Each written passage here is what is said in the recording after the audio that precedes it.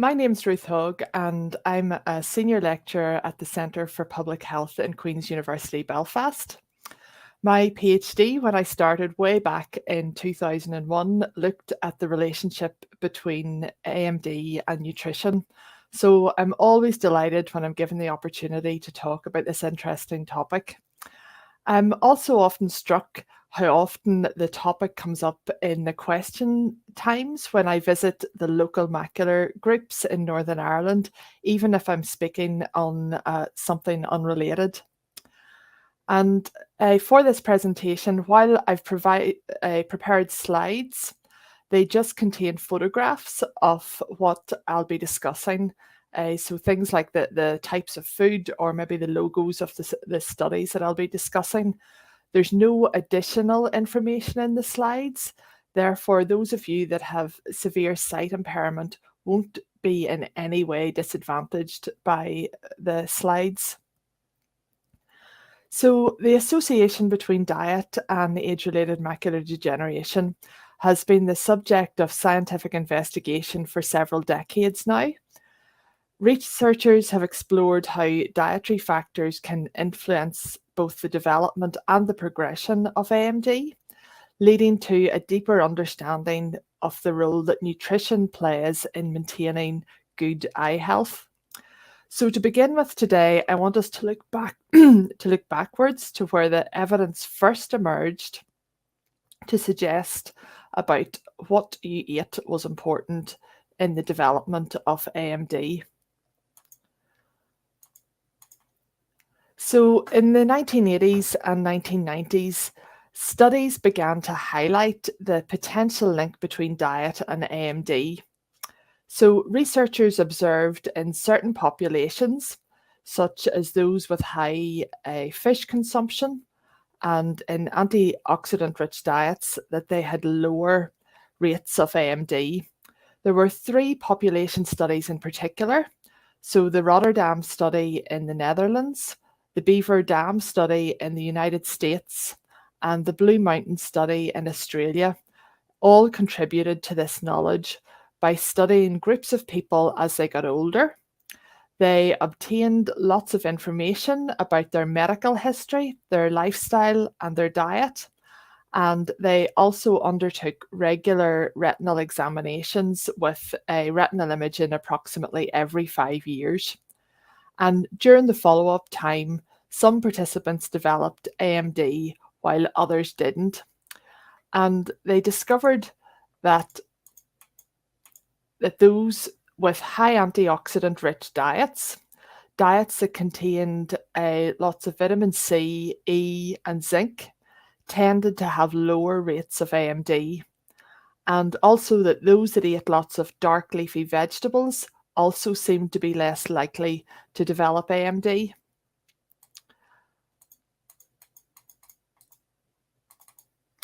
They also began to notice some interesting trends depending on the types of fats that people ate. They observed that in certain populations, those with high fish consumption, so rich in omega-3 fatty acids, had lower rates of AMD, while those consuming predominantly saturated fats tended to have higher levels of AMD. So taking all of this information together, it was used to plan a large trial to investigate if supplementation, rather than just dietary intake modification, could change the course of AMD. So the age-related eye disease study, or AREDS, was initiated back in the 1990s, and it reported its findings in 2001. And it played a significant role in shaping our understanding of diet's impact on AMD. So this study investigated the effects of high-dose antioxidant and zinc supplementation on AMD progression. I'm sure many of you are familiar with the term drusen, the small dots of waste material that we can see in the retina that indicate the early stages of AMD. So the ARED study recruited participants with medium or large drusen in both eyes, and also some patients with wet AMD in one eye and drusen in the other eye. And the ERID study found that these combination of high dose vitamin C, E, beta carotene, zinc, and copper reduced the risk of a progression to advanced AMD. So while ERID's one study was ongoing, more and more evidence was accumulating about the benefits of green leafy veg and their important constituents, lutein and zeaxanthin, which were thought to be providing the protective effect. Lutein and zeaxanthin can filter the harmful blue light at the back of the eye, and they also can act as potent antioxidants. There was also increasing concerns about the high dose beta carotene, as several supplement studies showed a link to the development of lung cancer in those who smoked. Therefore, despite the positive findings from ERIDS 1, a second trial was started in which the beta carotene was replaced with lutein and zeaxanthin, and the results were released over a decade later in 2013. So overall, the new formula, while it confirmed the same type of findings as the first study, it didn't reduce the progression any more than the original formulation. It also studied specifically the impact of omega-3 fatty acids, but did not find a significant overall effect on reducing advanced AMD. However, in some subgroups, particularly in people who had very low dietary intakes of fish, there did appear to be a benefit. So while these studies did suggest the benefit to those who have medium or large drusen or wet in one eye and dry in the other of taking supplements, the size of the effect is modest. And in the UK, NICE, the body that makes the decisions on new treatments and drugs, has decided that they do not meet the standards to enable them to be included within the NHS formulary or provided via a GP. So this has been looked at on various occasions since the first ERID study, and it was most recently assessed by NICE when they looked at guidelines for treatment of AMD in 2018. An expert panel reevaluated all the evidence, and they decided that it was insufficient to recommend for widespread use, but that a UK-based ERID study should be considered as a high research priority. So this leaves the decision as to whether to take supplements or not with the patient and their family. And if this is the situation that you're in, it's worth remembering that the Macular Society has some excellent information and advice available on their website to help you to consider the options when making such a decision. If you decide to take a supplement, it's important to discuss it with your GP, because it's known that some vitamins can interfere with other medications that you may be on.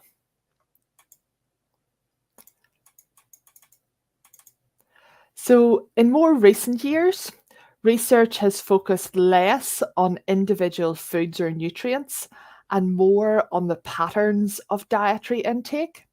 So this recognizes that people don't eat foods in isolation, that they often tend to eat a pattern of food.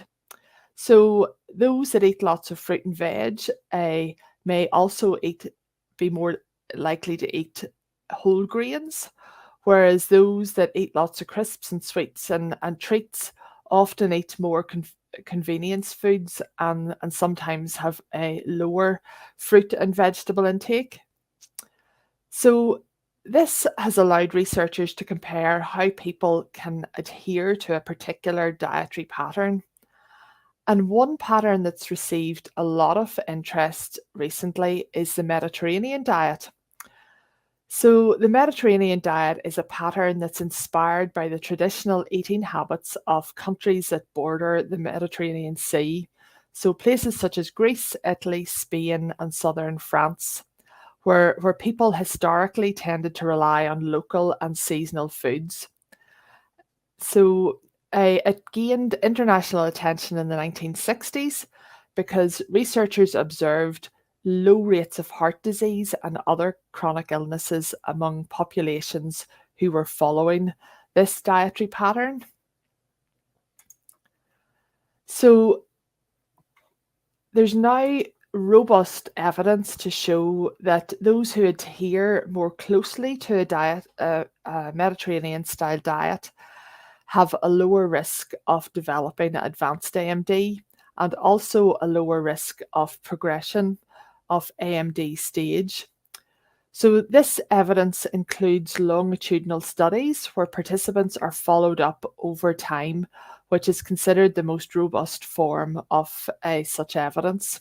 And it also includes studies from both America and Europe. A recent European study looking at over 4,500 participants and followed them for 4 years showed that higher adherence to a Mediterranean style diet was associated with a 41% reduced risk of advanced AMD. So this really supports the role of a diet rich in these healthy, nutrient-rich foods. So looking now at what a Mediterranean diet contains. So it's characterized basically by a balance of whole foods. So it emphasizes lots of fruits and vegetables and whole grain foods as opposed to a white bread or white rice, and also encourages the consumption of lean proteins, particularly fish and poultry, as opposed to red meats, and also encourages the intake of healthy fats. So in the Mediterranean countries, this is obviously primarily olive oil, but in here it may be a rapeseed oil is also similarly healthy and widely available. It also encourages the intake of legumes such as chickpeas and lentils, as well as nuts and seeds. It encourages a moderate consumption of dairy products, particularly yogurt and cheese, and the occasional consumption of red wine in moderation. It should also be accompanied by daily physical activity and a regular water intake. You can see, so it also is helpful thinking about the proportion of foods, because a Mediterranean diet, the vast majority of the diet is the fruit and veg and whole grains, and only a small proportion is the dairy products or proteins.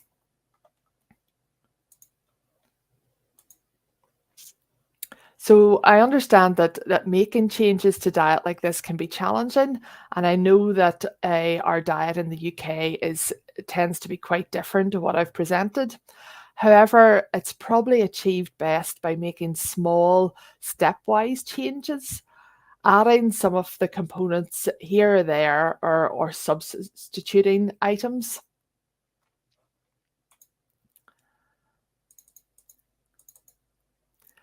So some of the patients that I've met at macular groups, in an attempt to do the right thing with some of this dietary advice, have begun to eat large quantities of a specific food, sometimes things like spinach and kale.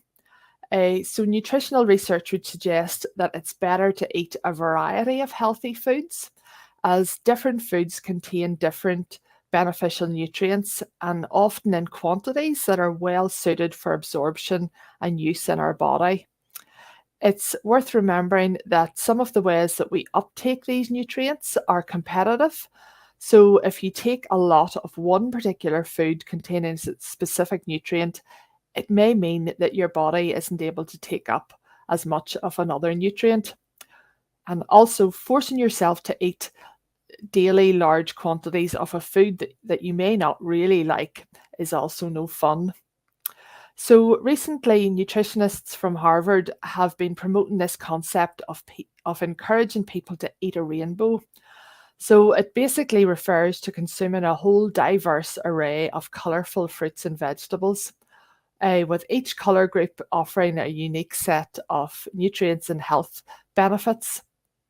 It's interesting that it's often the coloured pigments in the fruit are often actually the really beneficial nutrient that has the health benefits. So including a variety of colours in your diet can contribute to overall well-being and support different aspects of health. And it's also a much more fun way to eat, because you should be able to find ways to eat both healthy and also to enjoy it as well. So now, back to sort of the practical implementation of this advice.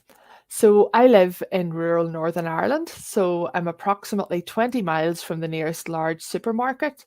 So I do appreciate the difficulties and challenges in maintaining a high fruit and veg diet containing a wide range of colours and variety. I tend to get home deliveries approximately every 2 weeks, and if you had a look in my freezer, you'd find that it was full of frozen fruit and veg and fish.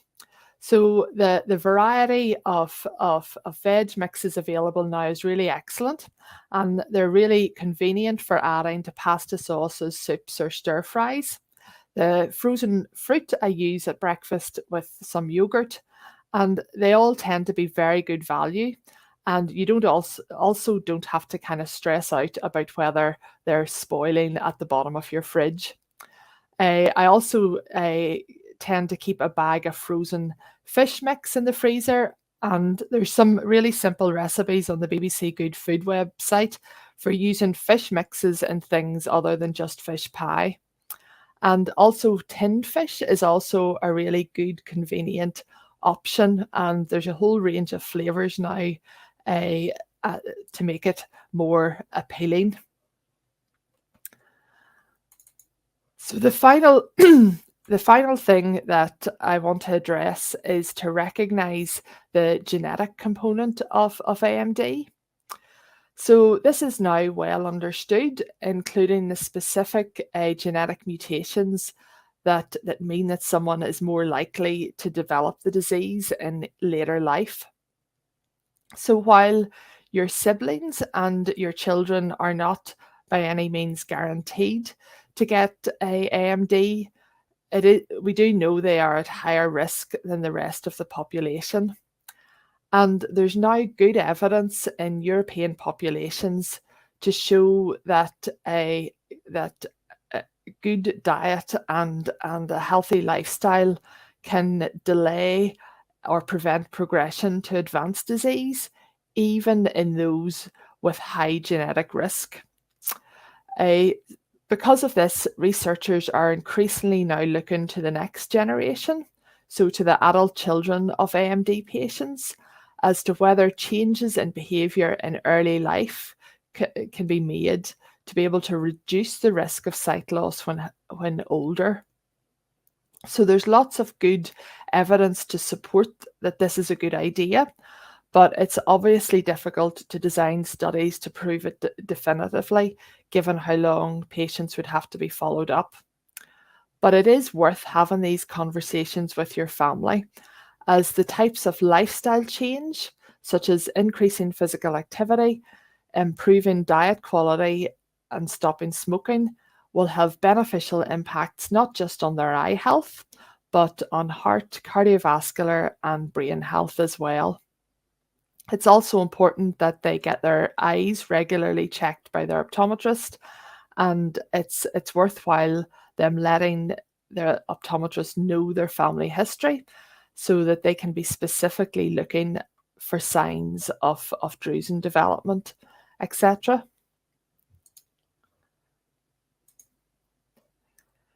So in conclusion, there's strong evidence to support the preventative impact of a healthy diet on the development and progression of advanced AMD.